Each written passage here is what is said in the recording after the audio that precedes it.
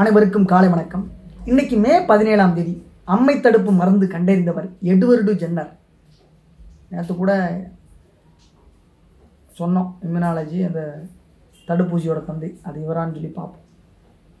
இங்கிலாந்தை சேர்ந்த அறிவியலாளரும் பெரியம்மை நோய்க்கு தடுப்பூசி கண்டறிந்தவரான எட்வர்டு ஜென்னரோட பிறந்த தினம் என்று.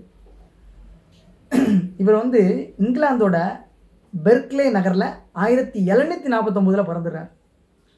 தந்தை மத பிரசங்கம் சடங்குகள் செய்பவர். ஓட்டன், சிரன்செஸ்டர் ஆகிய இடங்களில் ஜென்னர் பள்ளி கல்வி பெற்றார். 14வது வயதில் டேனியல் லட்வாவ் என்ற அறுவை சிகிச்சை நிபுணரிடம் சேர்ந்து 7 ஆண்டுகள் மருத்துவ பயிற்சி பெற்றார். மிகச்சிறந்த அறுவை சிகிச்சை நிபுணராக மாறினார். கவுபாக்ஸ் நோய் கண்டவர்களுக்கு பெரியம்மை வராது என்று கருத்தியல் ஜான் பியூஸ்டர் என்ற மருத்துவர் 1766 ஒரு கட்டுரை எழுதி லண்டன் மருத்துவ கழகத்துக்கு அனுப்பினார். கவுபாக்ஸ் நோய் கண்டவர்களுக்கு பெரியம்மை நோய் வராது என்ற கருத்தில் ஜான் பியூஸ்டர் என்ற மருத்துவர் 1765 ஒரு கட்டுரை எழுதி லண்டன் மருத்துவ கழகத்துக்கு அனுப்புகிறார். அதற்கு அவரால் சரியான விளக்கம் அளிக்க முடியவில்லை. பெரியம்மைக்கு தடுப்பு மருந்து கண்டுபிடித்தே தீர்வது என்ற உறுதியுடன் 20 ஆண்டு காலம் ஆராய்ச்சி மேற்கொள்கிறார்.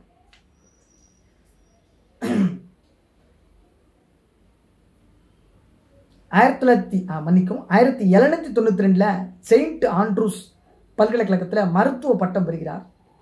இயற்கையை அதிகம் நேசித்தார். மேற்கொண்டு பல கட்டுரைகளை வெளியிட்டார். 1796 கவுபாக்ஸ் நோய் கண்ட பெண்ணின் விரலில் இருந்து கிருமியை எடுத்து ஒரு சிறுவனுக்கு செலுத்தினார்.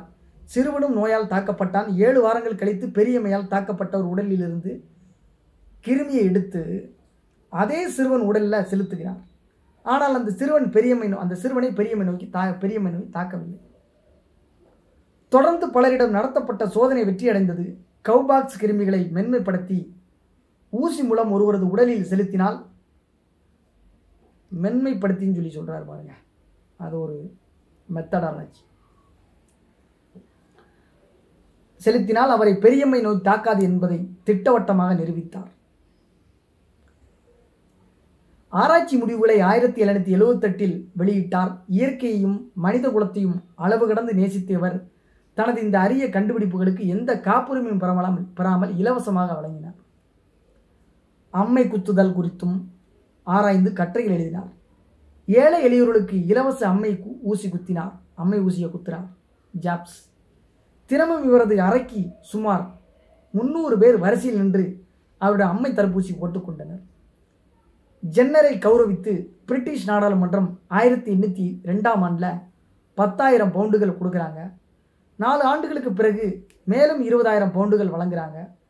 அந்த தொகையை கொண்டு 1808 தேசிய தடுப்பூசி கழகத்தை உருவாக்கிறார். இவரது தடுப்பூசி முறை பின்னர் பல ஆபத்தான நோய்களுக்கு தடுப்பு மருந்து கண்டறிய முன்னோடியாக அமைந்தது.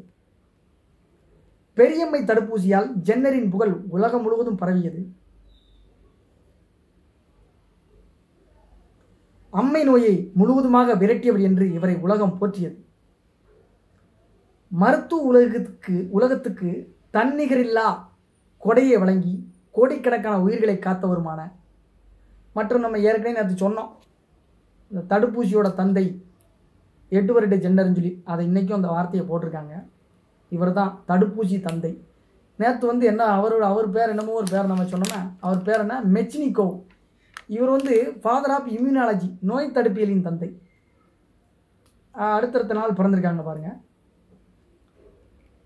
அந்த தடுப்பூசியோட தந்தை இன்னைக்கு அந்த மே 17 வெள்ளிக்கிழமை ஜென்னர் அந்த எட்வர்டு ஜென்னர் 74 வயசுல 1823 நம்மளை விட்டு மறைஞ்சு போகிறார், இறந்துடுறார். பாருங்க, ரொம்ப முக்கியமான ஒரு பர்சன். அப்பா மதச்சடங்கு செய்கிறாரு, அதை தாண்டி இவர் படிக்கிறாரு. ஒருத்தர் கட்டுரை எழுதி அனுப்புகிறாரு, ஆனால் நிரூபிக்க முடியல. மறுபடியும் அதை இவர் நிரூபிக்கிறதுக்கு ட்ரை பண்ணி இவர் நிரூபிச்சிடுறாரு. இதுதான் ஒரு முக்கியமான ஒரு தகவல்.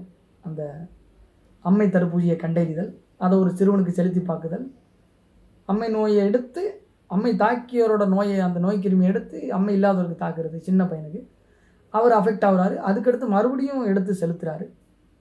அதுக்கடுத்து அவர் குணமாகிறாரு. 7 வாரங்களுக்கு, அதாவது 1796 கவுபாக்ஸ் நோய் கண்ட பெண்ணின் விரலில் இருந்து கிருமியை எடுத்து ஒரு சிறுவனுக்கு செலுத்துகிறார். ஒரு பெண்ணிட்ட இருந்து செலுத்துகிறார்.